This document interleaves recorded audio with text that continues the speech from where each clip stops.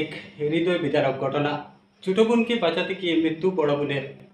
মর্মান্তিক হৃদয় বিদারক ঘটনাটি সংঘটিত হয় শিলচর শহরের অদূরে বেরেঙ্গা চতুর্থ খণ্ড এলাকায়।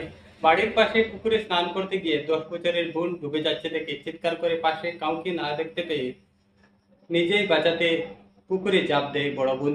ইতিমধ্যে তাদের বাবা পৌঁছান সেখানে। তিনি ছোট মেয়েকে উদ্ধার করলেও বড় মেয়ের কোনো পাত্তা পাননি। প্রতিবেশী এক ব্যক্তি সঙ্গে সঙ্গে পুকুরে নেমে বড় মেয়েটিকে উদ্ধার করেন জীবিত অবস্থায়, কিন্তু শেষ রক্ষা হয়নি তার। চিকিৎসারত অবস্থায় শিলচর মেডিকেল কলেজ ও হাসপাতালে কয়েক ঘন্টার পর মৃত্যু ঘটে কিশোরীটির। জানা যায়, বেরেঙ্গা চতুর্থ খণ্ডের বাসিন্দা ইসলামউদ্দিন লস্করের 2 মেয়ে স্নান করতে যায় বাড়ির পাশে থাকা একটি বড় পুকুরে। তার বড় মেয়েটি বয়স 12 বছর এবং ছোট মেয়েটি বয়স মাত্র 10 বছর। প্রতিদিনের মতো দুজন স্নান করতে যায় পুকুরে।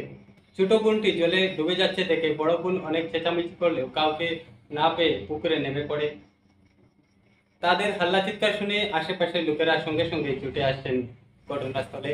তাদের বাবা ইসলামউদ্দিন এসে দেখতে পান ছোট মেয়েটি হাবুডুবু খাচ্ছে জলের মধ্যে। তাকে উদ্ধার করে উপরে নিয়ে আসেন, কিন্তু বড় মেয়েটি কোনো অবস্থায় খুঁজে পাচ্ছেন না তিনি।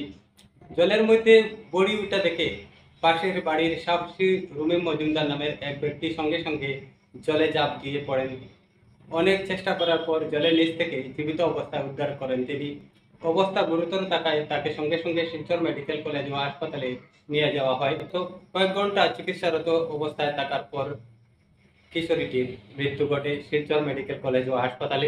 এদিকে মৃতদেহ ময়নাতদন্তের পর বাড়িতে পৌঁছাতেই রোল উঠে কান্নার। শোকাকুল পরিবেশ লক্ষ্য করা যায় এলাকায়। শোকাবহ পরিবেশে অসংখ্য মানুষের উপস্থিতিতে জানাজার নামাজ শেষে বাড়ির পাশে কবরস্থানে তাকে দাফন করা হয়।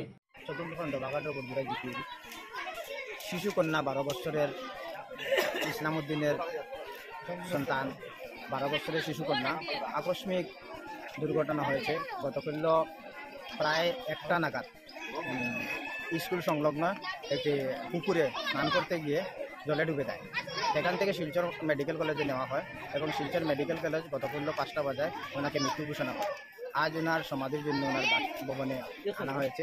আমি আজকের ওই ওনার পরিবারের প্রতি, ইসলামউদ্দিনের পরিবারের প্রতি, সবার প্রতি আমাদের মুসলিম রাষ্ট্রীয় মঞ্চের পক্ষ থেকে শোক ব্যক্ত করি এবং আসামের মাননীয় মুখ্যমন্ত্রী মহোদয়ের কাছে এই পরিবারকে আর্থিক সাহায্য হিসাবে এককালীন 5 লক্ষ টাকা আমি আমার মুসলিম রাষ্ট্রীয় মঞ্চের পক্ষ থেকে আজকে এই মর্মাহত পরিবারকে দান করার জন্য আমি আসামের মুখ্যমন্ত্রীর কাছে